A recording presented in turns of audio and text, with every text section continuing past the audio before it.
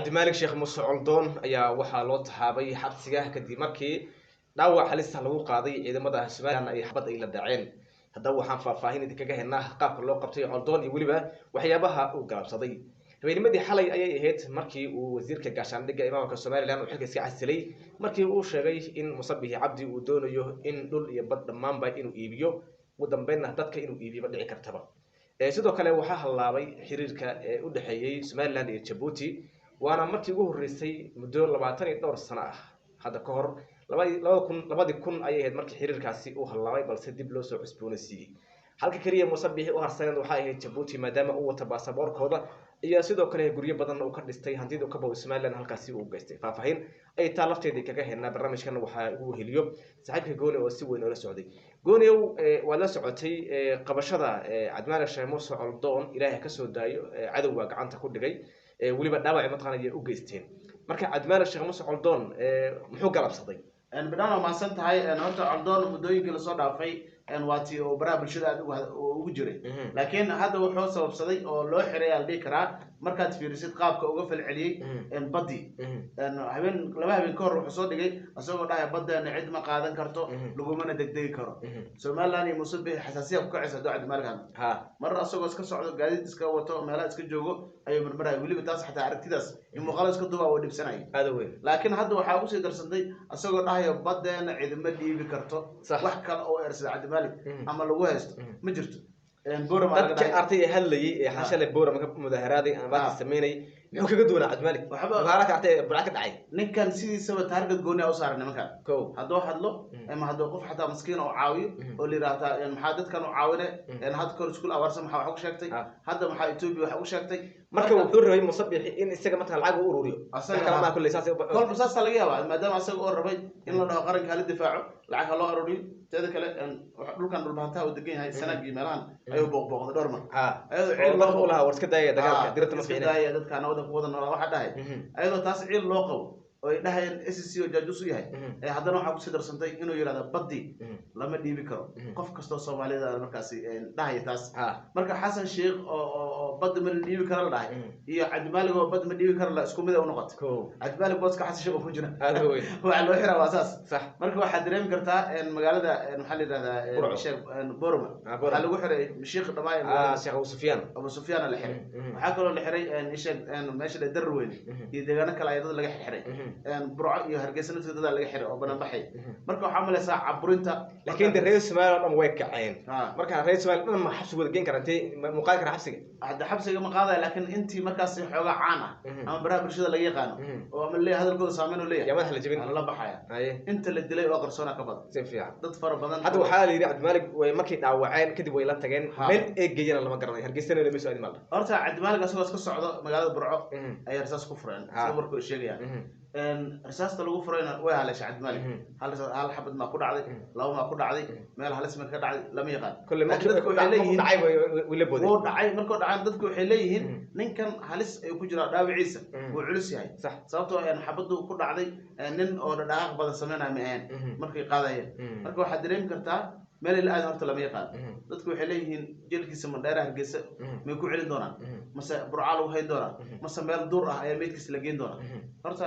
ninkaas xaaladiisa ilaahu leeyahay laakiin xaaladiisa halis ay ku jirtaa waana inta badan Musabbih Cabdi maamulkiisa marka fiirso wari MMTV oo la xiray marka fiirso bishaara baad dibka 4 bilood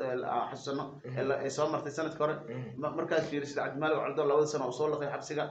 marka fiirso wasiirka gaashaandhigga oo casilay waxyaabo badan marka fiirsid SSC oo go'day oo Cabdi Xadraawi rag kale dad kale laayay dhaqankii Soomaaliya marka fiirso Musabbih inta uu joogay 5 sano iyo 6 sano dhibaatada dhacday marka fiirso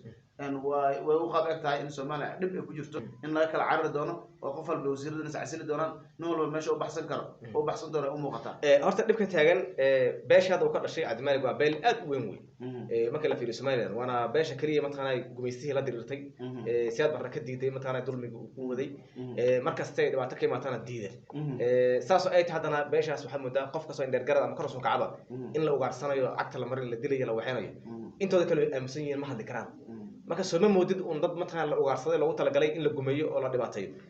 kaliya mar bay yarkacayna buurta fuuleen markiina waa la siray maskaxda la dejiyay waa la soo dejiyay waa sax horta markaasi u fiirsan badano beelaha ku dulman Soomaaliland ku dulmana inta isii goyn xataa waxay ahayn beelahan dhulbaante garxajiska ciisaha iyo samroonka beelaha ku baashaalayay Soomaaliland gudaheeda lixdan la soo dhaafay habar jacel iyo habar awan nin Oromo hadlay wuxuu dhahay dadka anaga oo xisaabsan yihiin Soomaaliland gudaheeda 2 milyan bara degan oo dhahay marka habar dadka aan aad u qiimeeyaan wuxuu waa habar jacel habar awan anaga oo xisaabsan dooyay waana 2 milyan bara ognahay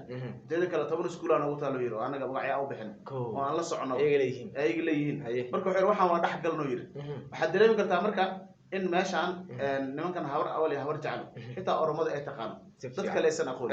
ayaga asbaray oo wax walba isku bumbuuniyay marka dadka marka laga reebo waa inta kale way dulmayeen garxajiska waa run buurtii fuuleen waa lagu soo dejiyay dhaqaale been wax been loo sheegay ninka oo furan dib ka dhaarnaa mar loo soo laba kacayna waa arkeenay xaquuqa qabsad ninka kale hadda goor asagana baxsada carra asagana taas kale loo farsameeyay dibadaha Turkiga meel soo joogay waa la soo celiyay hadana waa koo joogan wax isugu toosan ma jirto marka waxa dhici kara garxajisku tala iyo tawfiiqa ka maqan ka maqan dhul qaataab ay noqdeen barihan dambada marka dad qofka haduu yahay wixii aad ku kalsoonida ku qabtay meesha ka baxdo waa wareer hadii tala qaataan go'aan qaato anaga maxaan wadana isisiina la dagaalmo marabna danka noomala musabixi haduu san horno mar noqdo doorashada wadi waana la dagaalno ama tala muufaqsan go'aan ana ka qaadan maalin kasta Cabdimaaliga la xiraa laba sano soo laqa waxa la xirayaa sheeg dadka kale tawriyash oo garxaj ka soo jeedo samroonka la xirayaa ciisa la xiraa dad kasto marka laga tirabada ciidamada aan hubaysnayn dhibaato loo geysanayo koodana iska bashaalaya marka wax sanad ma ahayn musabixi umad Soomaaliyeed dambi oo galay reer Soomaaliyeed dambi oo galay hadda Muuse ma dhargay waxa lagu leeyahay 50 milyan in ka badan ayuu aqoon ku shubtay laakiin dhibka jira wuxuu yahay calaaqaadkiisa horta Djibouti iyo Soomaaliland waa hadla musabixi waxa la yiri guri dabaqo aad u weyn oo ka dhistay Djibouti oo ilaa 5 milyan mataqaana gaaraya lacagtii uu Soomaaliland ka dhacay akoonka akoonada Djibouti iyo ku jira meel kale Muuse geysay markaas uu geystay sax baasaboorka ku dhoofo waa kii Djibouti hantidiisa dhan halkaas ay taala marka waxa soo baxay xogo sheegayo in Djibouti ay la wareegi doonto hantida horta Djibouti taas way la wareegay laakiin waa fududahay Djibouti Ismaaciil Cumar Geelo waxa la wareegideeda asaga oo la wareegi doona Soomaaliland iyo nimankan Djibouti isku dhacaan waxa uu dambeysay 2000 ciyaal markaas madaxweyne ka ahaa inkastoo mar dambe la xaliyay oo xaaladda la soo dhax galay marka Djibouti ayaa Soomaaliland isku dhacaan waxa saaxiib noqon doono dawladda federaalka Soomaaliya iyo waxa saaxiib noqon Djibouti sababtoo ah ciidamadan hadda ciisaha la yiraahdo iyo samroonka meel laga hubayaa la helo oo dhanka Djibouti noqonaysa canfarta xataa way kacday naftikooda iyaga dhanka Djibouti ka soo jeedaan hadda mar isku dhacaan Soomaaliland ayagana canfarta waa la hubeena marka hadhow musabixi halka halis ugu imaan karto dawladda Soomaaliya waxay ka heli doontaa wado markaas ka soo weerarto wadada labaadna waxay noqonaysaa dhankan SSC Khartoum in ayaguna ay gumaysi dhulkan isticmaalaan oo dawladda Soomaaliya ay ciidamo geyso marka Muuse halkaas go'doon kaga jira asagana qofkaas dhex galiyay marka hore Djibouti saaxiib la ahaa dhibkan ma imaadeen Djibouti saaxiibtinada waxa meesha ugu baxday badii oo lagu wareejinayo meesha la yiraahdo Seyla camal oo hayo waxay noqonaysaa inay kala go'aan Djibouti iyo Soomaaliland waxay ku kala go'ayaan meesha dhaxda ku taala wadanka dhax galay wadanka la soo dhax galay wixii isku xirteen wax soo dhax marna ma ogola oo nimanka Itoobiyaanka taqaan waa nimanka taqaan marka xaaladda salisa jirto musabixi meel oo qaadi talaab oo qaad oo saxsan ma jirto waxa dhici karta marka in madaxda say korayso wax badan wanaag soo qabteen oo riyaalka ahayn dadkan waxa wiligood kuma qaldam siiraayo ciyaal oo kale alaab naxariis waa dadaal badan ay sameynayaan wiligoodna bad ma siniibsan Muuse wuxuu noqday ninka ugu horeeyay Soomaaliya oo bad si maxaa la yiraahdaa Ethiopia aad goor waxa la Cabdiraxmaan Cabdi Shukuur iyo Umar Cabdi Shiida waxay u saxiixeen bad laakiin kuwaas badaba naga dhaxeeyay bad wara dhaxsay bad beel hayeen laga soo celiyo bad hayeen waxay ku doodaan beel waana usoo durgaan oo jis afgarada lagu soo durgay waa loo hosgeliyo xogaa lacag qaatay waa loo hosgeliyo tiin way socweysay bad balaheenba baarlamaanka diiday hadda naftigeeda baarlamaanka uu laalay oo waa la kansalay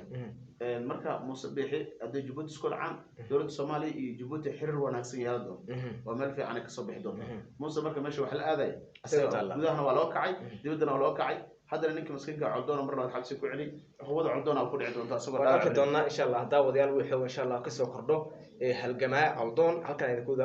wadaag doona insha Allah wixii faahfaahin oo ka soo kordho Ilaahay ka soo daayo cadow ayaa gacanta ku dhigay dhaawacna waa soo gaaray Ilaahay oo booqo dhagay insha Allah daawadayaal muuqaalkan la wadaaga saaxiibadii